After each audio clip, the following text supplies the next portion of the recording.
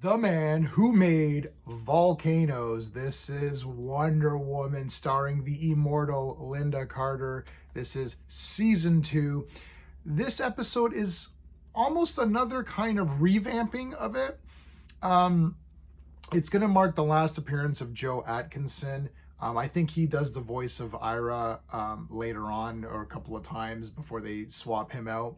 Um, we have different credits now. These are your more standard TV credits. They don't have that comic book come to life feel of the previous credits. So it's a little bit weird.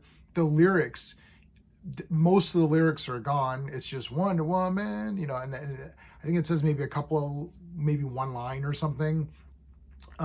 Steve Trevor is promoted, and he becomes sort of like just like a desk job guy who hands out assignments to Diana.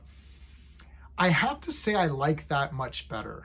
I would have preferred the comic credits, so I don't like that change.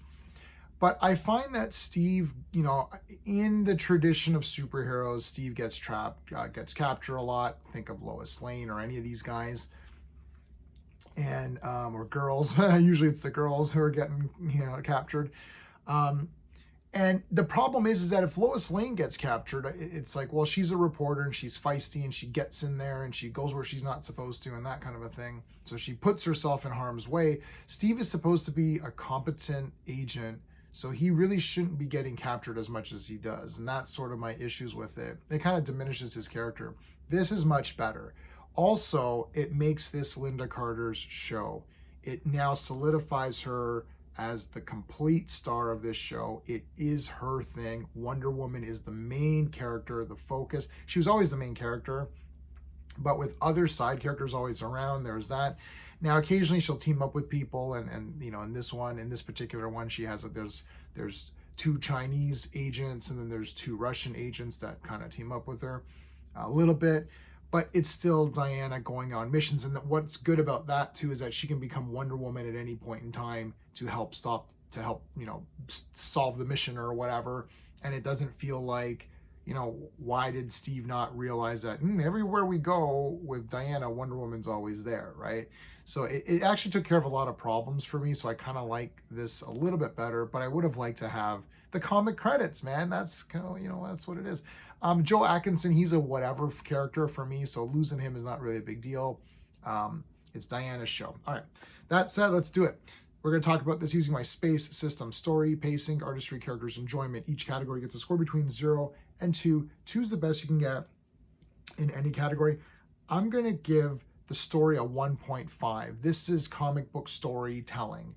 You got a bad guy played by Roddy McDowall. He's a meanie. He has this ray. So again, super genius villain with a weapon. He's got this ray machine that you can point it at certain volcanoes or at any volcano and then cause it to erupt or whatever. He wants world peace, and he wants to get it by scaring everybody into it, which never works. I like this storyline. This is your comic book storyline. Wonder Woman is sent to stop him. This is a real Wonder Woman case. Like, she has to go stop this guy who's blowing up volcanoes and stuff. So yeah, like, that's a Diana Prince assignment, not, stop those cattle rustlers or whatever they were. You're like, really? This means something. Wonder Woman getting involved means something. So I definitely like that part of it. I wasn't a big fan of, I guess they have these other agents come in. You're like, I don't like, why are they here? Just have Diana beat this. It's cool to give this international kind of feel to it. I'm not really knocking it, but it's just extra characters, and I wanted to just be more with Diana. The extra characters were okay. I wasn't, I don't hate them or anything like that. I actually thought they were pretty cool. I liked the Chinese agents. I thought they were really neat. I liked the Russian guys. They were kind of cool. Roddy McDowall was cool. I'll talk about the characters. So I like the characters, but it's just like, I don't know. It's like, why is this happening? But anyways, it is what it is. That is part of it. So there you go. For the pacing, I'm going to give it a 1.5. I thought this was pretty damn good. I wasn't bored at any point. It all flowed nicely, like things progressed. it slowed down a little bit. I understand they wanted to make this an international villain, so they had to have these other agents. So look, it makes sense. I'm being, maybe I'm being too negative here. It does make sense. Um, I just want more Wonder Woman action. That's all. So I know there was decent Wonder Woman action, but I wanted a bit more Wonder Woman action. I don't know why I felt like I didn't get as much in this one. Maybe that's why I'm kind of a little bit miffed. But the artistry I will give also a 1.5. There is some cool stuff with Wonder Woman jumping around when she's on there.